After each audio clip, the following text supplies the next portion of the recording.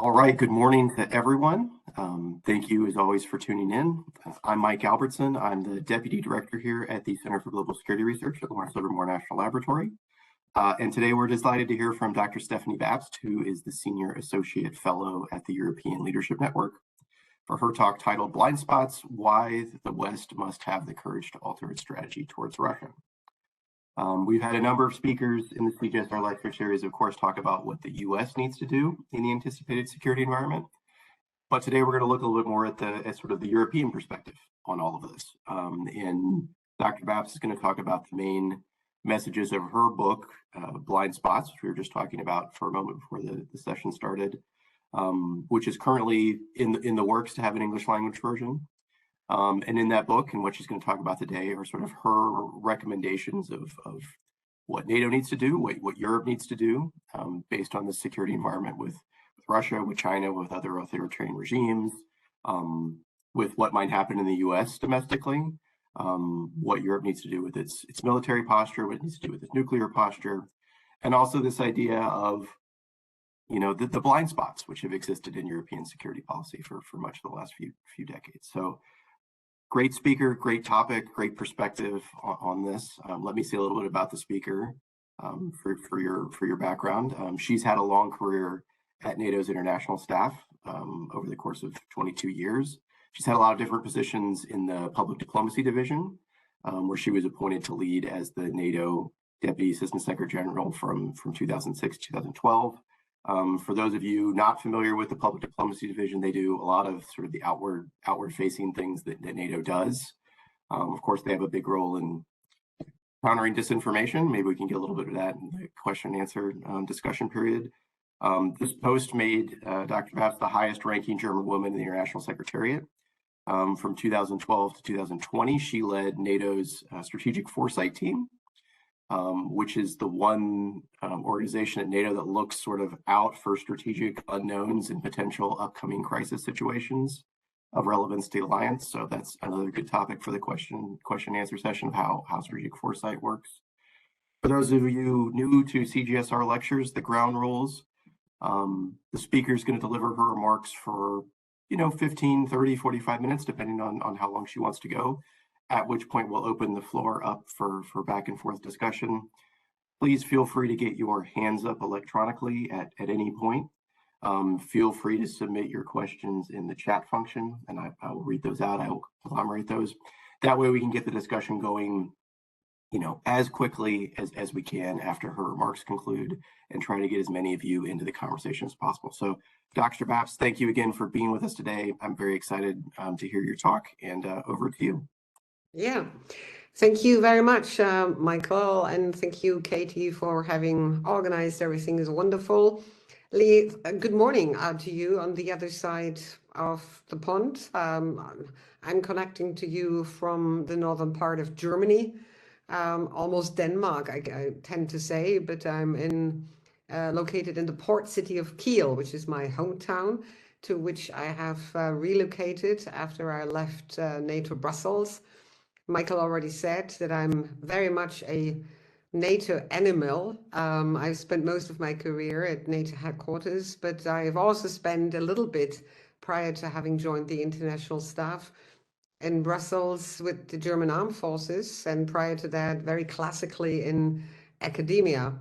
What I would like to talk to you about, and hopefully to engage in a conversation, is not only my book, Blind Spots, why we need to alter the courage, or rather muster the courage to alter the strategic course of action, but share with you a couple of insights and observations that led me to ultimately writing this book, but also to become a very staunch supporter of Ukraine here in Germany, but also through my relatively, let's say, large political network I have inherited basically from my time working at NATO. So let me make a short introduction and then highlight 3-4 points that hopefully are of interest to you and trigger a wider conversation about where we are at this stage and why, or rather what we would need to do in order to muster the challenges that are in front of us.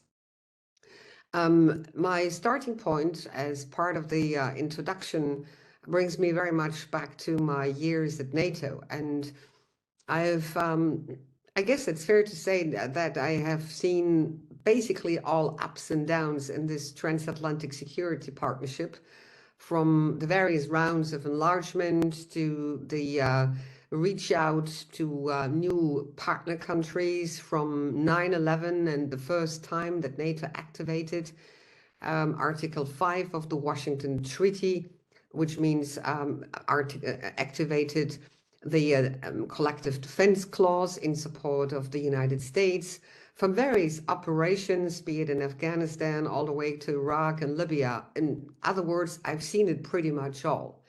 And what I've seen and what I have experienced in the machine room of NATO ultimately led me to consider writing a book, not because I wanted to bash NATO and tell stories that have not yet been told, but my departure from NATO coincided with the buildup of the Russian armed forces along the Ukrainian border.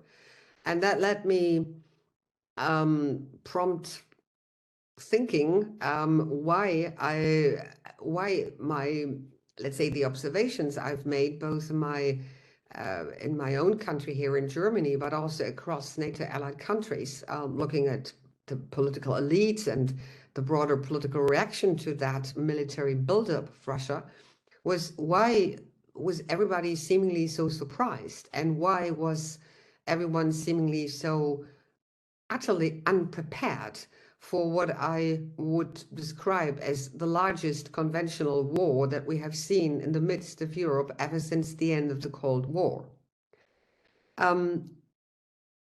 The insight trigger that ultimately made me sit down and write a book about all this was an invitation that I received from the chairman of the German Bundestag's Committee on Foreign and Defense Policies. And that was an invitation I received just 10 days prior to the 24th of February in 2022. I was not invited to brief the members of the Foreign and Defense Committee in Berlin about Russia's military buildup and what we might expect. But the members actually wanted to get a talk, or rather an assessment from me, about the so-called European Strategic Compass, which is a document that was back then very much in the making and was supposed to guide defense and security policies for the European Union in the years to come. At that time, it was still very much a draft exercise, so I must admit, frankly, I was a bit surprised receiving the invitation, but I gladly accepted because I was curious how the debate would ultimately link to what we were all preoccupied with, namely to guess what Russia's next step would be vis-a-vis Ukraine. So in this meeting, which lasted about 3.5 hours, I was the last speaker and was invited to only provide my views within 7 and 8 minutes. And while listening to the discussions prior to my presentation, I must admit I got more and more upset and really, really angry, because I noticed that all these very experienced policymakers, these parliamentarians in Berlin sitting in front of me, spent 2.5 hours, without even mentioning the elephant in the room, which was Russia. So when it was finally my turn, I actually just yelled at them and said I would feel that they were utterly disconnected from the political and broader strategic reality, because we are about to enter in a very, very risky development and face the first big conventional war in Europe. Were the German parliamentarians in any way prepared? Did they have answers to my questions? Did they have any type of plan how they would possibly respond to a full-fledged aggression by Russia? No. No, I mean, they asked a couple of polite questions. Many of them looked at their smart or iPhones, others just looked at their paper bags. But broadly speaking, I left with the impression that this group of parliamentarians, again, responsible for guiding Germany's defense and security policy, were utterly unprepared. And that ultimately, and that's why I'm telling you the story, led me to talk about blind spots that I not only experienced in this very encounter with the German parliamentarians, but that's something that I've seen throughout my political career at NATO. So my my book is very much about pointing my finger at the blind spots, asking the questions, what were the blind spots that I've seen within NATO? Why did they emerge? And why do policymakers and diplomats, including even military representatives, very senior representatives at NATO, kept a blind eye at developments both in Russia, but also related to Russia's foreign and defense activities and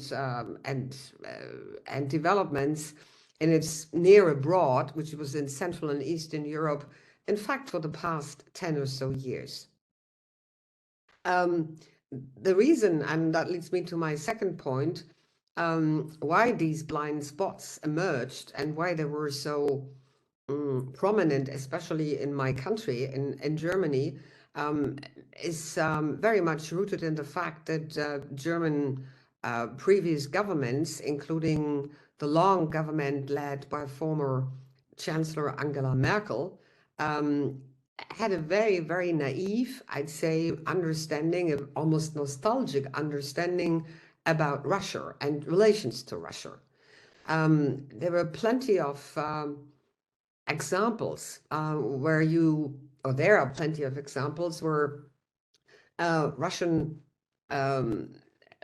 malign activities, Russia's military modernization efforts, Russia's cohesive activities and efforts in the so-called near abroad, in Moldova, in Georgia, in Belarus, but ultimately also targeted against Ukraine, already sprung in the eye even before 2014, which was when Russia, for the first time, illegally annexed Crimea and parts of the Donbass. The German government, supported by other allied governments in Europe, including, just to name a few, the Belgian government, the Dutch government, the Greek government, the Italians, the Spaniards, and a few others, I mean, they all thought that they could actually manage Putin's Russia, that they could, in one way or the other, criticize and warn Russia, but at the same time continue to engage with Russia in the framework of the NATO-Russia strategic partnership that we had built almost 20 years ago. That was, I think, very, very much a false judgment, and very much, again, influenced, or rather informed, by economic and business-related close ties that all of these governments entertained with Russia for a long period of time.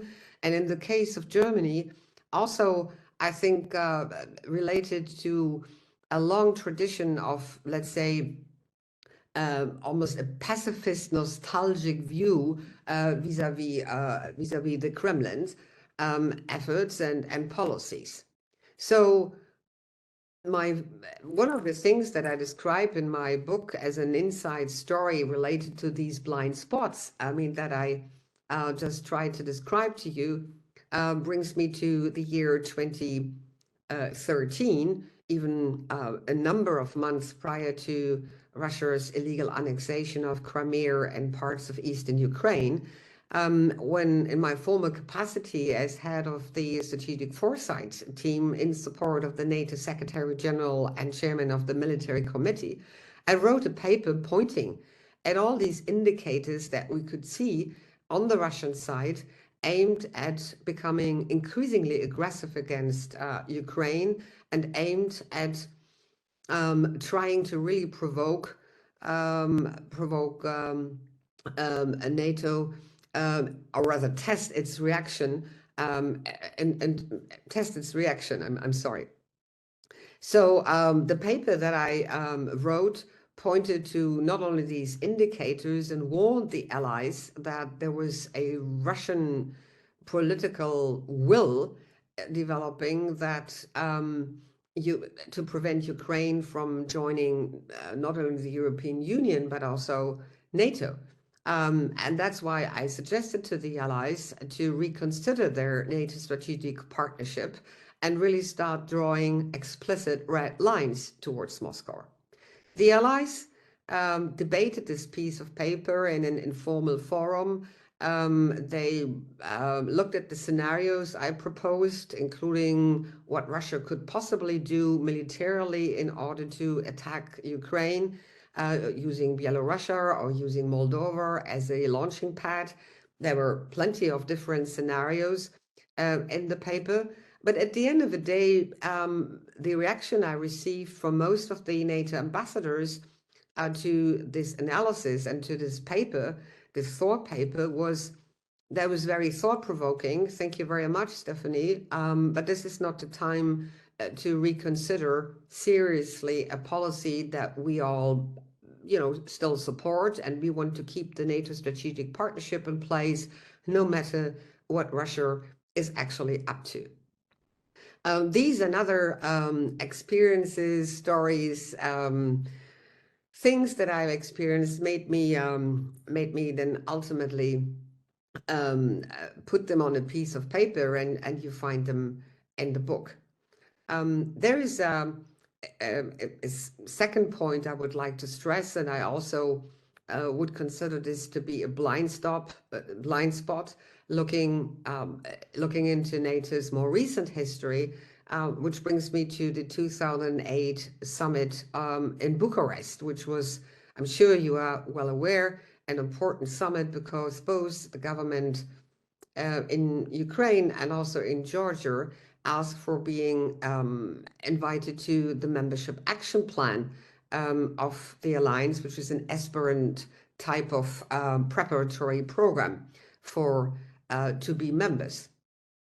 I was at the Bucharest summit. I was sitting behind the NATO Secretary General in the respective NATO-Russia Council meeting and in other council meetings. And I was also a witness to the bilateral and multilateral hasty negotiations between the German Chancellor, the French President, and the US President, when they ultimately tried to agree on a formula that would invite both Ukraine and Georgia to join the alliance at one point, but leaving the date, the timeline, the process entirely open.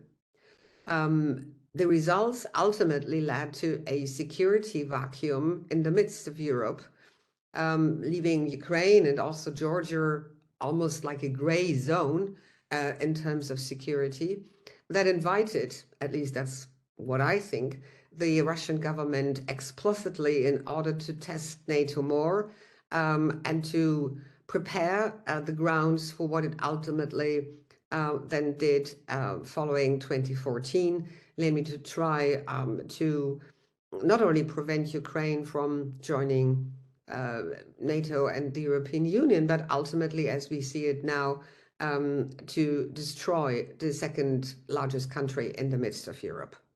So you find plenty of blind spots, and I personally argue that it's important for policymakers, but also for those who comment on policies and do research or work in academia, to become more aware of these blind spots and to obviously, tackle them. I mean, to have a self-critical assessment about these blind spots and try to correct, the strategic course of action that ultimately was taken. Now, my third point is very much about the question, what is it that we can ultimately do? And this in this situation, which I would argue is not just a war of choice. It is not just another crisis. It is not just another, let's say, demonstration of a poly-crisis. Some use these terms. I argue that Russia's invasion and full-fledged aggression against Ukraine is really something that puts us all in the Western democratic world at a strategic crossroads.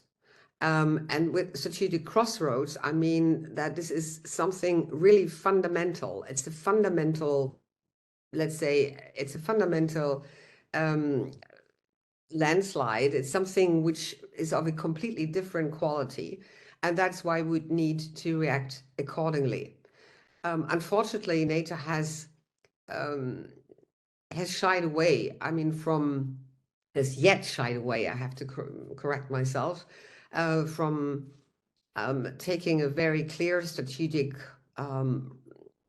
step towards Russia and making it really clear that we would not be willing to accept this kind of mafia-style regime in Moscow. By saying we will support Ukraine as long as it takes, but we leave it open how the strategic endgame should and would ultimately look. And we also have made it clear from the very beginning of the war that we are not prepared to become a party to the war. And if you set these parameters, these strategic parameters, you demonstrate caution and you demonstrate that you are careful, you demonstrate that you want to avoid escalation. And that's from the point of view of European and also North American governments, understandably. However, it also provides Russia with some assurances that they would not meet anyone else on the battlefield than the brave Ukrainian fighters who try to resist Russian troops. So what we've seen in the past 2 years is, yes, we have started to provide military aid, financial and humanitarian aid to Ukraine, but we have neither spelled out a robust, effects-based, multi-domain, long-term strategy towards Russia, nor have we defined a strategic endgame for Ukraine, nor have we given, or rather provided Ukraine with what it actually needs in a comprehensive way. We have given Ukraine as much as military aid to survive the day, but not as much as needed in order to achieve its operational and tactical military objectives, which is to push Russia out of Ukraine. My proposal, and I would be very happy to listen to your comments and to hear your views about it, is for NATO, ideally also in tandem with the European Union, to start crafting a neo-containment strategy. Like many others, not here necessarily in this country, but in your country rather, I have reread George Kennan's long telegram, and I have discovered that this is something which obviously can't be translated one-to-one to the current situation, because the Putin regime is clearly different from the former Soviet regime. However, there are a number of interesting and very useful components of George Kennan's strategy that could be, I think, helpful for today's efforts to reduce Moscow's radius, or rather scope, of action, and to really constrain and contain Russia and Europe to the extent possible.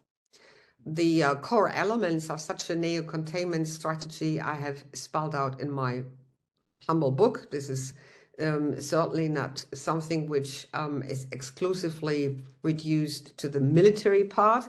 I think we would need to look at the entire spectrum of our instruments, be it, again, the military side, but also the foreign policy and economic side. We need to look at how we can possibly strengthen our resilience. We need to look what we can possibly do in order to fight Russia back in the information space.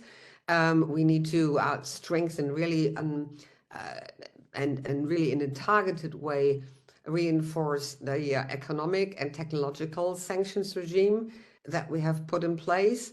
So there are a number of things that we, in my view, need to pull together in a holistic manner in order to, again, constrain and contain Russia to the extent possible. And that's my last remark, is NATO, who is about to, quote unquote, celebrate its 75th anniversary in a couple of days from now. Is NATO prepared to do so? No. It is not. Not that NATO lacks the military capabilities to push back Ukraine and, to push back Russia and provide Ukraine with much more robust military aid along the lines of the entire spectrum of capabilities required. But it's all. But the prime reason why NATO, in my view, is unprepared or ill-prepared is related to a lack of political will. You have no consensus among the NATO allies right now about the nature of the war in Ukraine and how to possibly react towards this war. Again, as I said earlier, for some countries, this is a war of choice. It's not their prime political priority. Hence, they have supported Ukraine with a little bit of this and a little bit of that, a lot of rhetoric. But if you look at the meat, financially, humanitarily, economically, militarily, there are a number of countries who could really do much, much more, yet they don't want to because it's not their war. There are other countries, and in this group I would summarize, or rather, I would put Poland, the Baltic republics, the Czech Republic, Denmark, Norway, even the two newer countries, Finland and Sweden, who have all come to conclude that this is not a war of choice. This is a war for them of necessity, because Russia's expansionist and aggressive stance will not halt in Ukraine. It will not stop in Ukraine. It is something which also poses a existential threat to their own national security. Hence, I mean, they have pushed for NATO to become much more outspoken, much clearer in its rhetoric, in its strategic messaging, but they only form a group. Then there are three countries that I would describe as so-called Trojan horses, Putin-friendly, Russia-friendly countries, or rather governments, which is Turkey, Hungary, and Slovakia. And they have not only sided with Russia on a political, symbolical, rhetorical level. No, they really collaborate with Russia along the lines of economic and trade, of intelligence cooperation, of military cooperation. So they really keep a very, very close tie to the terrorist regime in Russia.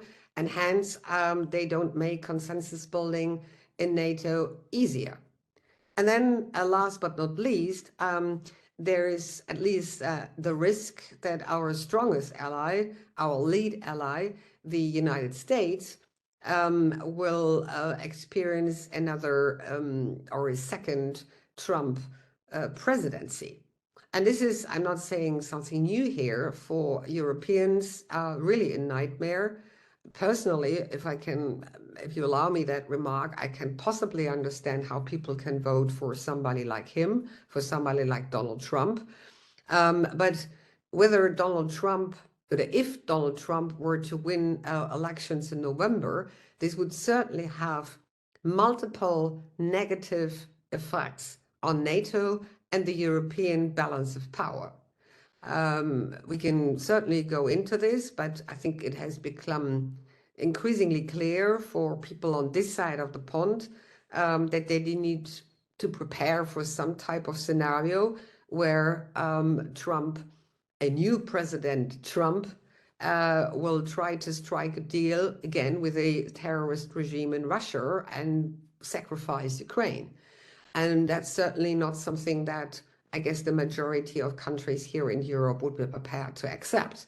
So they have to prepare for a scenario where they assume much more military responsibility and prepare their own, let's say, their own support for Ukraine. Discussions about this have only started, but given what I told you about the broader political picture within NATO, I don't think that we see NATO consensus becoming any time anyway stronger in the future. I'd rather think that NATO is likely to become politically more fragmented and will perhaps see also more coalition of the willings, which are groups of countries who have clustered around, let's say, certain capabilities in support of Ukraine, but also around the question how to really push Russia back and constrain and contain it. For the time being, and that's really my last sentence, the NATO allies have not yet even started to discuss a containment strategy, let alone, I mean, any type of long-term strategy towards Russia. The official language is very much this loosey, airy-wary, we support Ukraine as long as it take. But everyone who knows a little bit about strategy would probably coincide with me when I say this is not a strategic endgame. This is not a strategic objective. And if you don't have a strategic objective in place, you can't possibly design you can possibly put in place a strategy, including your methods, your tools, and your let's say your instruments that you want to apply in order to meet your respective objective. So we are, I wouldn't say we are nowhere, but we have not really made that much progress. And I very much hope, I mean, that at least that's my personal hope, that at least a group of countries in the alliance will have the courage to understand what is at stake and take the necessary action. I stop here. I'd be happy to talk more about my book, about my personal inside stories, about whatever you want to ask me. But most importantly, I'm looking forward to hearing your views and comments. Thank you very much.